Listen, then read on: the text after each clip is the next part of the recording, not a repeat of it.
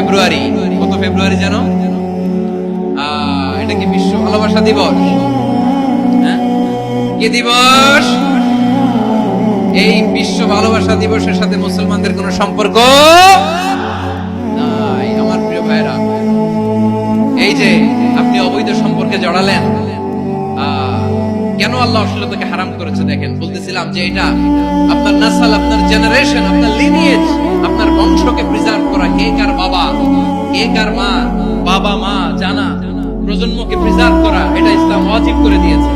এই যে অবৈধ সম্পর্কের কারণে, বিশ্ব বেহায়া দিবসের কারণে, এগুলোর আউটকাম, আউটপুট হিসেবে মাঝে মাঝে এই ঢাকা মেডিকেলের ডাস্টবিনে নবজাতকের বাচ্চার কান্নার আওয়াজ শুনতে পাওয়া যায়। চট্টগ্রাম মেডিকেলের ডাস্টবিনে নবজাতকের কান্না শুনতে পাওয়া যায়।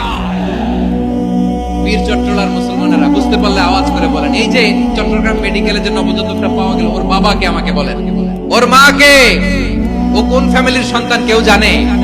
আপনি হিউম্যান ডিগনিটিকে অপমান করেছেন না? আপনি তার ভবিষ্যৎকে অন্ধকার করেছেন না? আপনি তার লিনিয়েজকে প্রশ্নবিদ্ধ করে দিয়েছেন না?